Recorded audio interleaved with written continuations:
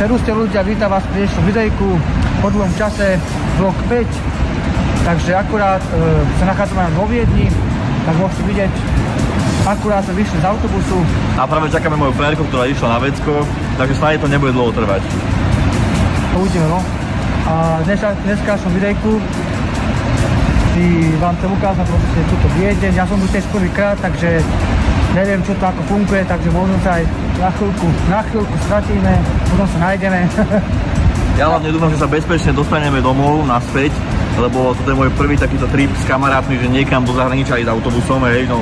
V Česku som už bol, hej, s kamarátmi, ale takto v Rakúsku, kde to nepoznám, tak to bude trošku hardcore. Ale držte nám palce, ja verím, že to nejako zvládneme a hlavne vám chceme poukazovať čo najviac vecí, nejaké veci, čo ešte nikto nikde nevidel proste.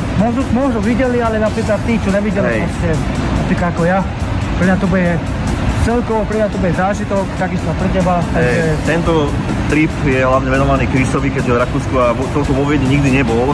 No. Najďalej bol iba v Heimburgu a to bolo niekoľko mesiacov dozadu, nie? Áno. No. Ale takže dnes to je výnimočný deň, lebo je prvýkrát som vo Viedni. Dobre, takže dúfam, že si to užijeme a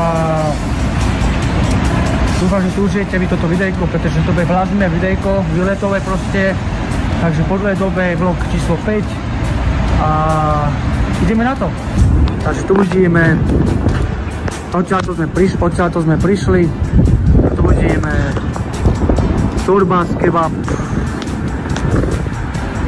No, akože vôbec nepoznáme Viedeň, ani ja, ani tu môj kolega, takže ideme proste rovno za nosom.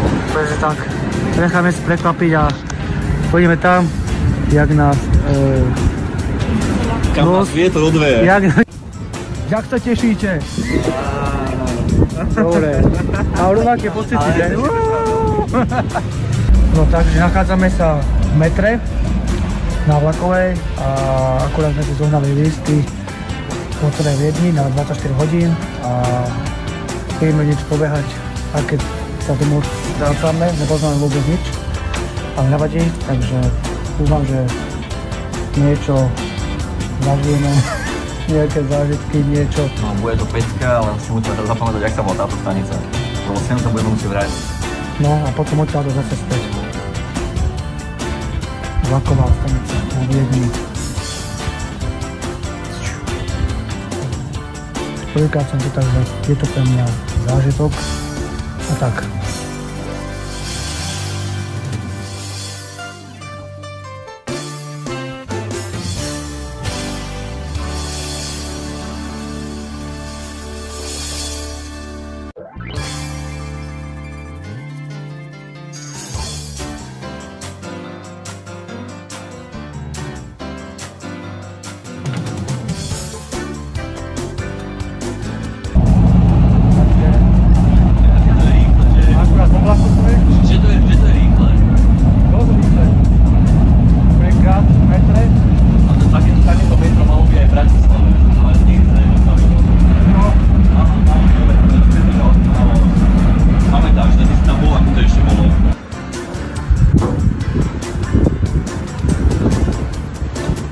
Takže sme tu.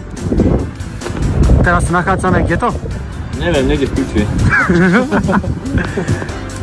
Akurát sa nachádzame... Ideme smer palác, neviem aký, ale nejaký palác nájdeme a ideme do múzea. Teda nie priamo do múzea, ale ideme pred múzeum. Teraz ideme práve do múzeu. Neviem, ako sa volá, sa zabudol. Sisi. Múzeum Sisi. Múzeum Sisi, máme koníky. Aj krásna koniacia vôňa tu je. No, krásna vôňa. A veľmi pekné. Cítim to veľmi. Ja umrem z toho, fakt. Je to pekné. Tak ideme práve múzeum Sisilenka. Nachádzame sa v katedráli svätého Štefana, tak môžete vidieť.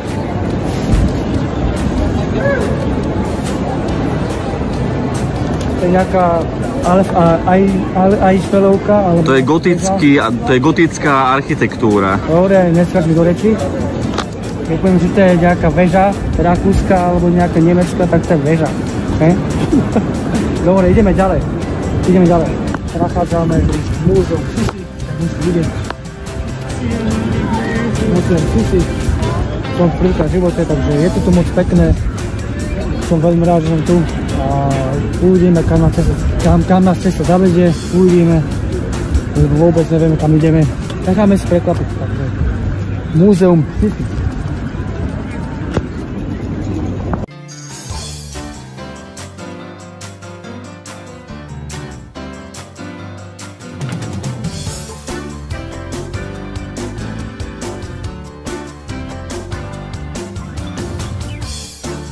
Kde sme to teraz?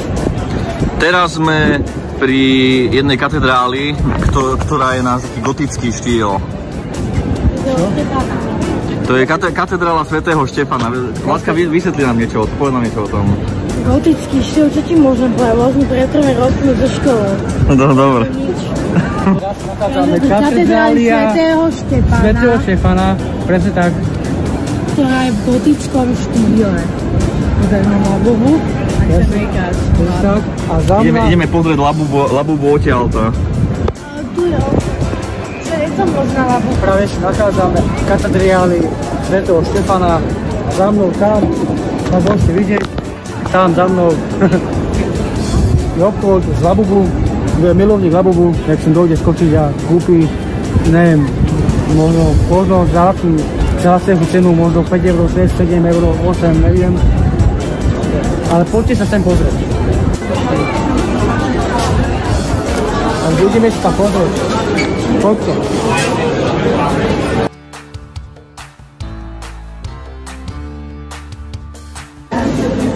Zvačky, šaliaky, labubu. Obchod labubu.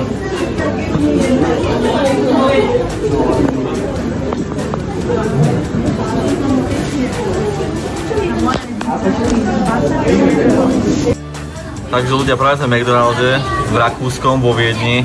A to sú o mnoho lepšie veci a je to aj o mnoho lepšia chuť tých výrobkov, toho jedla.